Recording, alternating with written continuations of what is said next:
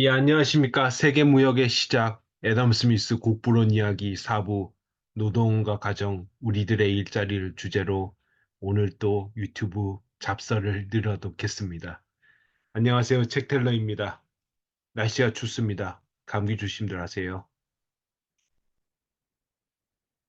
대부분의 사람들은 노동으로 가정의 생계를 꾸려나갑니다. 그동안은 남성 가정의 시대였습니다.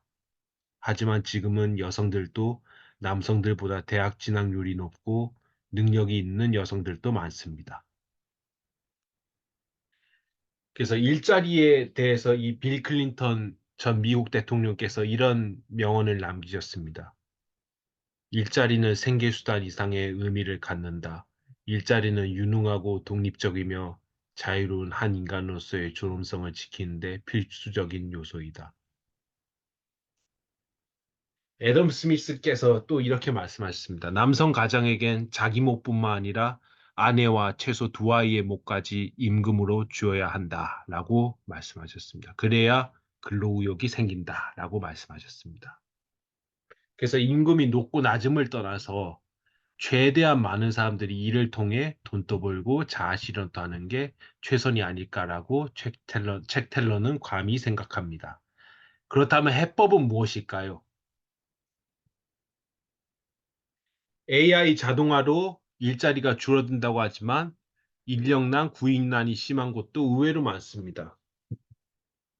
모텔, 빵집 등은 외국인 고용 허가제에서 제외되었는데 이들 모텔과 빵집에선 알바생이나 직원을 외국인 외에는 지원하는 사람이 없고 불법 체류자를 고용해서 벌금을 이제 내더라도 한국인들이 일을 하지 않아 외국인을 쓸 수밖에 없다고 합니다.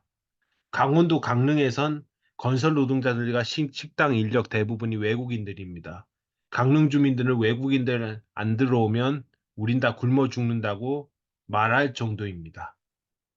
원래 강릉이란 데가 조금 토박이세가 강한 동네이거든요.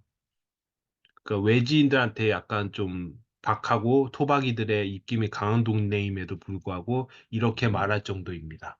그럼 다른 곳은 더 심하다는 얘기입니다. 그래서 책 텔러는 하심, 즉 마음을 비우고 낮추라 이렇게 말하고 싶습니다. 무슨 일이든지 일을 해라. 노는 것보다는 낫다. 학위나 남의 시선은 생각하지 말라 이렇게 얘기하고 싶습니다. 사실 책 텔러도 니는 뭐 그렇게 편하게 사는데 뭐 나한테 뭐 하찮은 일을 하냐 하냐 이렇게 할 수도 있는데 사실 책 텔러도 편의점 직원으로 월급 100만 원 조금 넘게 받고 한 1년, 2년 가까이 일했습니다. 원래 저는 좀 심신의 건강이 안 좋았는데 일을 하면서 자신감과 사회성을 좀 향상시켜 나갔습니다. 그래서 새로운 노동인구는 이런 노동력이 빵꾸가 났는데 새로운 노동인구는 빌 클린턴은 고령자, 이민자, 장애가 있지만 일할 수 있는 사람들을 얘기했고 모타니 고스케라는 일본의 경제학자는 기혼 및 자녀가 있는 여성들을 일을 시켜야 된다고 주장했고 또 은퇴 노인들의 자산을 이전시켜야 한다. 상속세 및 양도세 인하를 검토해야 된다고 얘기합니다. 그래서 차라리 3D 업종은 외국인들한테 과감히 넘기는 게 낫다고 저는 생각하고요. 대신에 어, 모텔이나 빵집 같은 서비스 업종은 한국의 여성들, 은퇴 노인들, 장애나 질병이 있지만 장애인으로 분류되지 않은 분들을 과감히 채용하자고 생각합니다. 그리고 사회복지사나 요양보호사, 유치원 교사, 아이돌 모미, 심리상담사 등의 처우를 개선해야 합니다.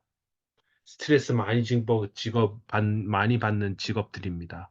그래서 다른 공무원들의 월급을 깎더라도 그분들의 처우를 개선하고 정시과 진료라든지 이런 의료 혜택을 복지 종사자들은 건강보험 보장을 최대한 확대시켜야 합니다. 그것이 바로 국가가 해야 될 역할이라고 생각을 감히 이 책들로는 합니다. 특히나 한국은 기업 상속세가 높습니다. 기업 상속세가 높으면 개인 상속세도 당연히 높을 수밖에 없고요.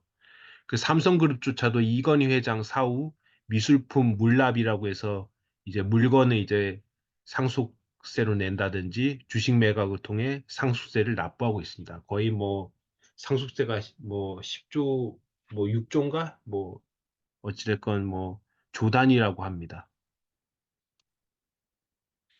그래서 사람들의 인식도 조금 바뀌었으면 합니다. 다섯 아이의 아버지 개그맨 정성호 님께서는 예전보다는 가정을 위해 희생하고자 하는 모습이 적어졌다고 지적했습니다. 그렇지만 정부도 한 아이라도 혜택을 주었으면 한다고 그렇게 말씀하셨습니다. 뭐 저도 비슷한 생각입니다.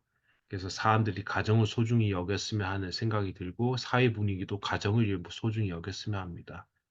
그래서 저는 뭐 회사에서 회식이 없어져야 된다고 생각합니다. 뭐 술을 마시면서 뭐 술을 마시는 게 좋지 않고 그리고 회사에서는 그냥 일만 잘하고 헤어지면 되지 더 이상의 침묵은 무의미하다. 그거는 구시대적인 유물이라고 생각합니다. 또 가정을 이루는 데 있어 마음의 장벽이 낮아졌으면 하는 생각이 듭니다. 한국 사회는 가정을 이루는 데 장벽이 많다는 느낌을 받아요.